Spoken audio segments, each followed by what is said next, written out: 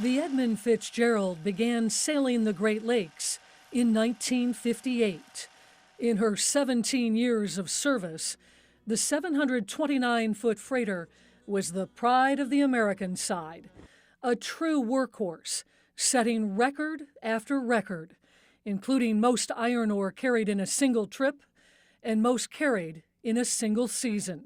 The stern of the Fitz said Milwaukee, but many argue Toledo was truly her home port. In fact, one of her nicknames was the Toledo Express. These docks in Oregon were a frequent port of call for the freighter. The boat was in Toledo for the last time, October 31st, 1975. Less than 2 weeks later, she carried her crew into the history books. The pain of that day, 50 years ago, hits close to home for Tom Walton. His uncle, Grant Walton, was an oiler on the Fitz and one of the 29 men who died. I knew him as a very jolly person with a great sense of humor, loved to pick on his nephews, including me, and was just a lot of fun to be around. There's a headstone at this cemetery in the small Wyandotte County village of Sycamore, honoring the life of Grant Walton. Even though he's not buried here, I feel him here.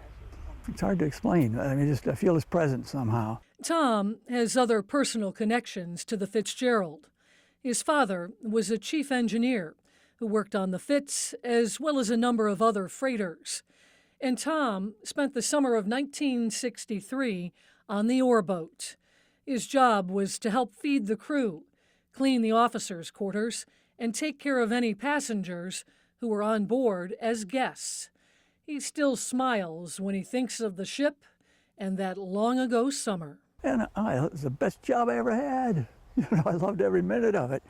So I reflect on that a lot. It feels like yesterday in the sense that all of those memories are so vivid.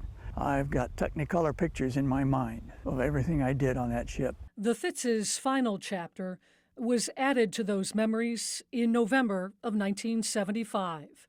The freighter was just miles from the safety of Whitefish Bay when it sank. The storm that night was one of the worst on Lake Superior in decades. The Fitz and other freighters were caught in its grip. The Arthur M. Anderson is one of the freighters that were out on Lake Superior the night the Edmund Fitzgerald sank. It is now docked here in Toledo. The captain of the Anderson is the last one to have radio contact with the captain of the Fitzgerald. The final transmission from the captain of the Fitzgerald was that they were holding their own. Not long after that, the mighty Fitz went down without a call for help. So what caused the massive ship to end up on the bottom of Lake Superior? There are plenty of theories. It was the largest maritime investigation in Great Lakes history, but an exact cause has never been determined. And to Tom, that no longer matters. The intense desire to know exactly what happened, that's gone away. Don't want to know, don't care to know. What he does care about is keeping the story alive. My hope is that it doesn't fade now that we've passed 50. Some of the things that help people remember are within the walls of the National Museum of the Great Lakes in Toledo, including the Fitz's history before November 10th, 1975.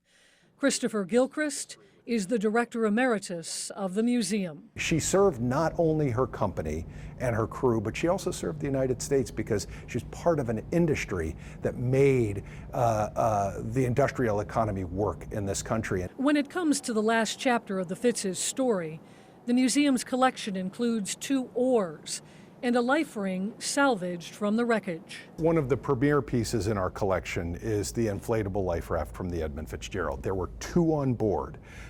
They're in a canister, and they have a sensor on the canister, which if the sensor reads that the boat is under a certain amount of water pressure, it automatically explodes and allows air to go into the life raft and force it to the surface. Of course, no one ever had a chance to make it into those life rafts. There's another place in Northwest Ohio that holds important history of the Fitzgerald.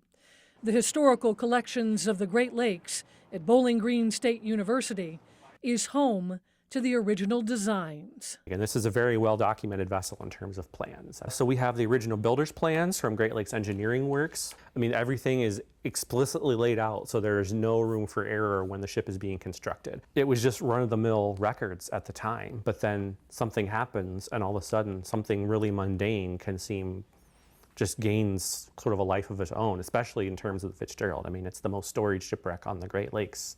Mark Sprang is the archivist for the historical collections of the Great Lakes. There's many other stories, but this is the most famous one. So being a part of it is an honor, really. A story that continues to impact so many 50 years after the Fitz sank. Tom has been an important part of making sure the legend lives on. He became a storyteller by trade, and when the Fitz went down, he was working at a California newspaper. He ended his career as the editor of the Toledo Blade. And while he's written about some of the most important stories of our time, this is the one closest to his heart.